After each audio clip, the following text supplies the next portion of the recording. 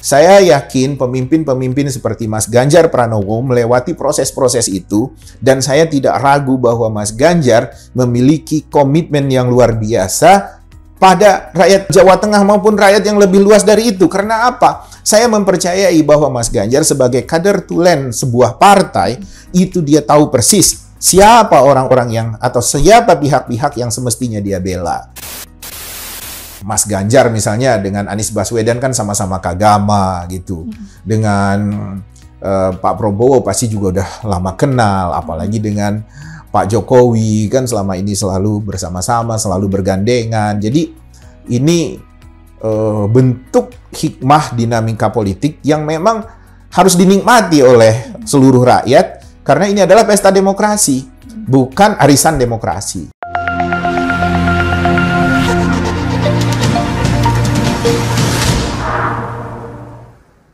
Jadi bisa dipahami bahwa pertemuan antara Gibran dan juga Pak Prabowo itu bukan untuk bentuk dukungan gitu ya, seperti itu ya Pak ya? Oh iya, dukungan jelas. Politik maksudnya? Jelas lah, karena kan PDI Perjuangan itu sudah mengumumkan Ganjar Pranowo sebagai calon presiden mereka. Ya harusnya otomatis, naturally, Pak Jokowi dan teman-teman PDI Perjuangan yang lain harus menunjukkan dukungan yang jelas, menunjukkan dukungan yang tegas kepada Mas Ganjar Pranowo, bukan diaduk-aduk lagi menjadi sebuah adonan-adonan yang aromanya bisa berbeda-beda. Jadi bagi saya itu hak-haknya Pak Jokowi juga, hak-haknya Gibran juga untuk mengekspresikan pandangan politik, mengekspresikan kekecewaan politik, mengekspresikan harapan politik atau apapun. Tapi rakyat menilai mana sebenarnya dari calon-calon presiden ini yang betul-betul lahir dari rahim rakyat itu sendiri. Jadi kita tidak khawatir siapapun yang menang besok, apakah Mas Ganjar, apakah Pak Prabowo, ataukah Anies, mereka adalah yang terpilih yang betul-betul bisa merebut suara rakyat atau simpati rakyat. Lihat saja, hari ini ada kok calon presiden yang sudah ngos-ngosan sampai jual diri, teriak begana begini, saya hebat, saya gagah, saya punya prestasi, saya punya konsep, saya punya jejaring yang kuat untuk memajukan Indonesia. Nyatanya suaranya segitu-segitu aja, nggak naik-naik gitu. Sementara kan Mas Ganjar Pranowo practically gitu, nggak terlalu aktif bergerak gitu kan. Beliau juga punya keterbatasan waktu, keterbatasan ruang gerak sebagai Gubernur Jawa Tengah sampai hari ini gitu. Jadi dengan berusaha mensiasati waktu ketika ada waktu senggang, misalnya berkunjung ke Manado, berkunjung ke Jambi, ke Palembang, atau apapun, bagi saya tidak akan maksimal lah itu karena beliau masih terkukung dengan waktu dan terkukung dengan jabatannya sebagai Gubernur Jawa Tengah. Jadi bagi saya apa yang diperoleh Mas Ganjar hari ini itu masih bisa dikembangkan, masih bisa diperbesar, masih bisa dieksploitasi, masih bisa kita lakukan treatment untuk membuat dukungan pada Mas Ganjar ini akan sangat masif nantinya pada waktunya gitu. Baik. Pertanyaan saya selanjutnya ini Pak, mengenai PDI Perjuangan. PDI Perjuangan ini adalah partai yang mengusung Pak Ganjar Pranowo dalam Pilpres 2024, di mana ketua umumnya Megawati Soekarno Putri itu selalu menggaung-gaungkan bahwa siapapun yang ada di pemerintahan seperti itu ya, itu adalah petugas partai. Oke. Bagaimana dengan Ganjar Pranowo? Kalau misalnya terpilih, seandainya jadi presiden di 2024, apakah menurut Bapak beliau bisa lepas dari bayang-bayang pegawai partai gitu petugas ya? Partai petugas itu. Partai. Iya. Jadi sebenarnya penyebutan petugas partai itu secara politik itu untuk mengunci agar jangan geeran. Agar kamu nanti kalau jadi presiden jangan memakan ibumu sendiri, kan seperti itu. Agar kamu nanti kalau jadi presiden tidak menyimpang dari ideologi partai. Itu sebenarnya yang dimaksud dengan petugas partai. Petugas partai lebih kepada pelabelan internal untuk menjaga agar kader ini tetap tetap patuh pada koridor, dan walaupun dia sudah jadi presiden, dia harus menyadari posisinya di parpol itu. Itu maksudnya petugas partai. Jadi tidak ada hubungannya sama sekali atas tanggung jawab dia sebagai presiden menjalankan roda pemerintahan. Tidak ada hubungannya sama sekali dia sebagai presiden, sebagai kepala negara. Jadi yang namanya petugas partai itu lebih ditujukan pada komitmen internal partai, bukan pada tugas, fungsi, dan tanggung jawab dia sebagai presiden. Kalau itu mah sudah hal lain. Siapapun kader, apakah dia dari partai A, partai B, partai C, ketika dia sudah jadi presiden, ya dia presiden seluruh rakyat Indonesia. Dia bukan presiden parpol A, dia bukan presiden parpol B, tapi dia presiden seluruh rakyat Indonesia. Dia dikenakan tanggung jawab, dia dikenakan kewajiban beserta hak-haknya, beserta wewenangnya yang melekat pada dirinya sebagai presiden yang diatur oleh Undang-Undang Dasar dan Undang-Undang. Jadi nggak ada itu Undang-Undang Dasar Parpol, Undang-Undang Dasar Undang-Undang Dasar Parpol, Undang-Undang Parpol, ADART Parpol, atau apapun sebutan yang berlabel Parpol itu mampu atau sanggup atau digunakan untuk mengatur seorang presiden. Nggak mungkin. Karena presiden sendiri itu adalah posisi yang independen, yang memiliki hak prerogatif untuk menyusun barisannya, menyusun kabinetnya untuk membantu dia bekerja. Jadi sekali ketika dia terpilih, apalagi setelah dia dilantik sebagai presiden, secara otomatis dia adalah presiden seluruh rakyat Indonesia. Nah, kalau dia sudah jadi presiden seluruh rakyat Indonesia, harusnya masyarakat kita juga mengambil posisi mengkritisi. Jadi bukan karena tadi misalnya benci sama Pak Jokowi, pekerjaannya ngata-ngatain Pak Jokowi terus. Bukan itu. Justru ketika Pak Jokowi jadi presiden, seluruh rakyat ini mencintai Pak Jokowi dengan cara apa? Mengkritisi Pak Jokowi. Jadi jangan memuji-muji lagi. Muji-muji udah selesai kok, dia sudah jadi presiden. Begitu juga citra Indonesia mengharapkan besok, kalau Mas Ganjar jadi presiden, semua rakyat Indonesia menunjukkan kecintaannya kepada Ganjar Pranowo dengan cara mengkritisinya agar dia tetap patuh pada konstitusi. Nah, kalau masalah petugas partai itu urusan dia dengan partai. Gitu. Jadi namanya juga petugas partai, bukan petugas negara, bukan petugas rakyat. Itu petugas partai, urusannya internal dengan partai, begitu. Karena itu kan yang menjadi kekhawatiran publik sebenarnya ya. Betul.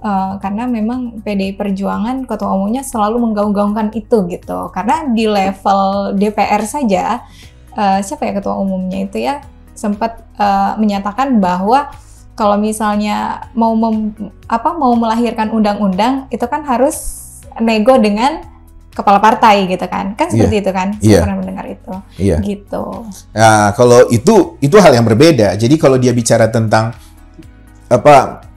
penggodokan peraturan, penggodokan undang-undang yang ada di wilayah legislatif, memang ketua umum parpol itu memiliki akses, memiliki semacam pengaruh untuk menyatakan setuju atau tidak setuju dari pembahasan sebuah rancangan undang-undang, begitu. Jadi itu sesuatu yang wajar karena itu memang lebih diwarnai oleh wilayahnya partai politik, bukan wilayah eksekutif. Walaupun nanti mereka rembukannya itu dengan eksekutif. Jadi kalau misalnya ada pengaruh dari ketua umum parpol dalam penggodokan legislasi, dalam penggodokan undang-undang, bagi saya itu adalah sesuatu yang wajar. Nah, tapi juga kalau kita balik lagi dengan istilah petugas parpol, selama ini kan sebenarnya PDI Perjuangan itu banyak dapat getahnya dari pemerintahan Jokowi.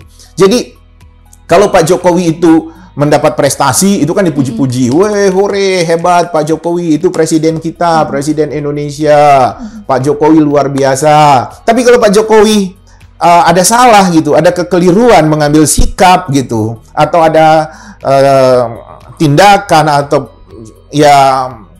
kebijakan yang dinilai tidak terlalu pro rakyat atau apalah yang tidak membuat rakyat merasa nyaman, itu PDI Perjuangannya tuh yang dimunculin. Nah, inilah karena didukung oleh partai yang seperti itu, partai yang begini begitu gitu. Jadi getahnya justru PDI Perjuangan yang memanen. Tapi kita kalau mau fair, seharusnya ketika Pak Jokowi sudah jadi presiden, baik buruknya yaitu presiden kita. Nggak ada dikait-kaitkan bahwa dia dari parpol A, dari parpol B, dari parpol C gitu. Tapi saya menaruh rasa hormat gitu bahwa PDI Perjuangan sampai hari ini tidak pernah hilang komitmennya untuk mendukung penuh Bapak Joko Widodo.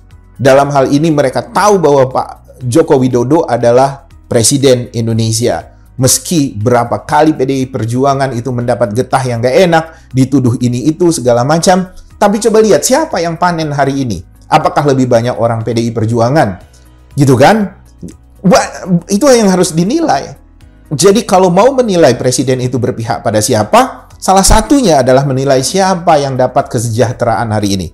Siapa yang memanen hasil-hasil ekonomi kita hari ini. Itu yang harus diperiksa. Jadi pemeriksaan ini akan semakin kita objektif dan kita akan terang benderang, akan terlihat parpol mana yang lebih banyak diuntungkan dalam pemerintahan Pak Jokowi periode pertama dan periode kedua. Itu bisa dicek seperti itu. Oke, baik Pak. Saya ada pertanyaan Pak di pertanyaan terakhir ya. Ini kan belum diumumkan ya sosok yang akan menjadi wakil presiden yang akan mendampingi Pak Ganjar Pranowo di Pilpres 2024. Menurut Bapak sosok seperti apa nih yang cocok mendampingi Pak Ganjar Pranowo, Pak? Ya, pertanyaan Nita juga saya ingin menyampaikan di sini kepada Mas Ganjar bahwa tren besok gitu yang diinginkan oleh rakyat itu adalah sikap-sikap dari calon presiden yang lebih ofisial gitu. Jadi masa-masanya Pak Jokowi yang melakukan pendekatan yang populis, yang lebih merakyat, yang nggak terlalu presidensial kami menyebutnya, itu nggak terlalu membuat rakyat menjadi nyaman sekarang. Rakyat lebih menginginkan agar figur kita besok, calon presiden besok itu adalah calon presiden yang memang terlihat bobok ofisialnya gitu. Kita ingin melihat bahwa dia memang presiden yang keren, presiden yang secara tampilan, kehadirannya itu membuat kita merasa terbela, terjamin, terlindungi, dan mendapat komitmen yang utuh dari calon presiden kita. Dan dia harus adalah figur yang tangguh. Jadi saya lihat Mas Ganjar clear, dia representasi sipil yang educated, yang beradab, yang mengerti tentang ideologi partai, yang mengerti tentang bagaimana Indonesia ke depan. Tapi kan Mas Ganjar harus didukung oleh kabinet, oleh menteri-menteri yang punya kapasitas yang layak membawa Indonesia sekitar 20-25 tahun ke depan. Jadi visi misi Indonesia 2045 gitu, 1 abad Indonesia merdeka, itu harus betul-betul dipahami oleh barisannya Ganjar Pranowo. Dan untuk mewujudkan itu, saya rasa calon wakil dari Mas Ganjar Pranowo adalah orang-orang yang mengerti hal-hal seperti ini. Jadi dia harus kuat, dia harus tangguh gitu. Kalau dari kalangan militer itu bagus, tapi dia juga harus punya sentuhan-sentuhan intelektual. Dia harus juga punya kekuatan humanisme yang kuat. Kalau misalnya dia dari sipil, dia juga harus bisa mengerti bahwa Indonesia ke depan itu harus bermazhab pada teknologi, yang menghargai teknologi, yang menghargai ketahanan bangsa dengan otak dan kecerdasannya. Bukan cuma sekedar doa-doa, tapi kita harus bekerja keras. Kita juga harus menjadi bangsa yang besar karena kita punya kapasitas intelektual dan punya ketahanan yang tangguh. Saya rasa itulah kira-kira karakter yang cocok untuk mendampingi Mas Ganjar besok. Bisa jadi dari kalangan militer, bisa juga tidak. Tapi Citra Indonesia melihat bahwa akan sempurna kalau Mas Ganjar didampingi oleh orang yang berlatar belakang militer tapi juga punya kapasitas intelektual yang mumpuni. Ya, yang lebih lah, yang keren kapasitas intelektualnya, sehingga itu akan menjadi partner yang asik untuk mendiskusikan bagaimana kita membawa bangsa Indonesia ini minimal ke 2045 besok gitu. Yang katanya di situ kita membutuhkan sebuah basis IT yang luar biasa, basis teknologi yang luar biasa. Nah, bagaimana kita membangun itu kalau ternyata hari ini kita lebih sibuk dengan urusan pertikaian horizontal, kelompok masyarakat ini berantem dengan kelompok ini, kelompok ini, kelompok itu. Itu harusnya sudah selesai besok, sehingga ketika presiden besok memimpin, itu tidak menjadi penghalang, tidak menjadi beban. Dia sudah berbicara bagaimana Indonesia ke depan dari segi intelektualnya, dari segi peradabannya, dari segi demografinya, keunggulan demografinya, kekuatan ketahanan pangannya. Kemudian yang paling penting, berbasis teknologi itu loh. Agar kita itu memang IT-minded, masyarakat kita itu. Menghargai intelektualitas. Itu yang paling penting saya lihat. Terima kasih Bapak. Terima kasih teman-teman Citra Indonesia. Demikian pembahasan kita pada hari ini. Jangan lupa like, comment, dan subscribe. Terima kasih. Sampai jumpa.